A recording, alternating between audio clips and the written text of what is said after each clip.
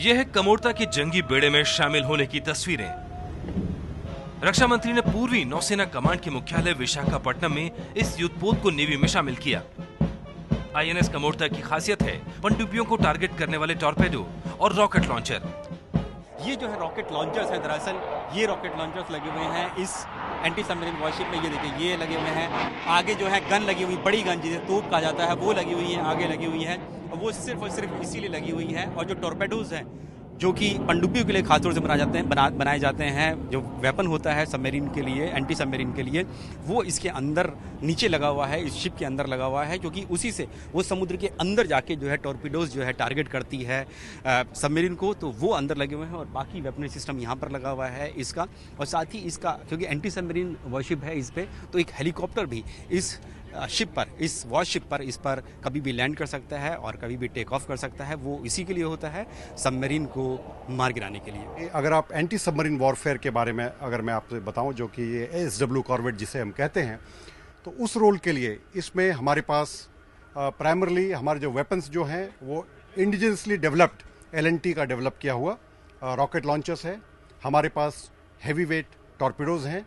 और इस जहाज़ का जो प्राइमरी वेपन एक और है, वो हमारा एंटी सबमरीन हेलीकॉप्टर, जो कि दुश्मनों के पनडुब्बियों को मारने के लिए काम में आता है।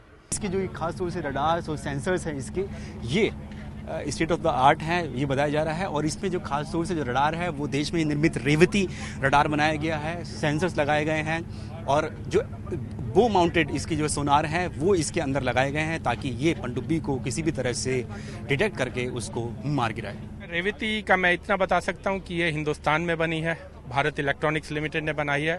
उसके नीचे एक हाइड्रोलिक स्टेबलाइजेशन सिस्टम है जो यहाँ एलएनटी ने बनाया है।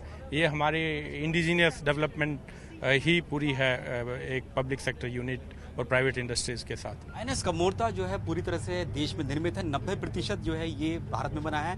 और जो इसकी स्टील है खास तौर से मैरीन स्टील से तैयार किया गया है। और ये मैरीन स्टील DMR 249 है जिसे नाम दिया गया है, ये भारत में ही बनाई गई है। और ये खास तरह की स्टील होती है जो कि किसी भी युद्धपोत को बनाने में काम आती है।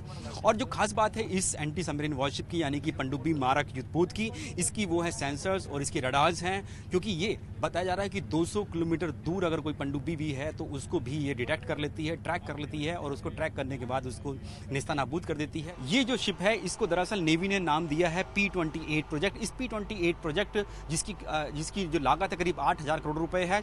और इस P-28 प्रोजेक्ट में जो 4 शिप बनाए जाने हैं, उसमें जो पहला जो शिप है यानी कि युद्धपोत है वो आईएनएस कमोरता है, जिस पर अभी हम खड़े हुए हैं। 21वीं सदी में हमेशा परमाणु जो खतरा है वो हमेशा मंडराता रहता है, परमाणु युद्ध का। तो उसके लिए इसको खासतौर से तैयार किया गया है। अगर कोई भी परमाणु बम या केमिकल या न्यूक्लियर बम इस पर गिराया जाता है, इसके आसपास गिराया जाता है, तो इस पर कोई असर नहीं होगा। जो इस पर 200 जो नौसैनिक और अधिकारी नौसेना के तैनात रहेंगे उनको कोई असर नहीं होगा। इस शिप को इस तरह से सेंसिटाइज किया गया है, इस तरह से बनाया गया है इसकी स्ट्रक्चर को, कि इस पर कोई असर नहीं होगा न्यूक्लियर, केमिकल और बायोलॉजिकल वेपन्स का।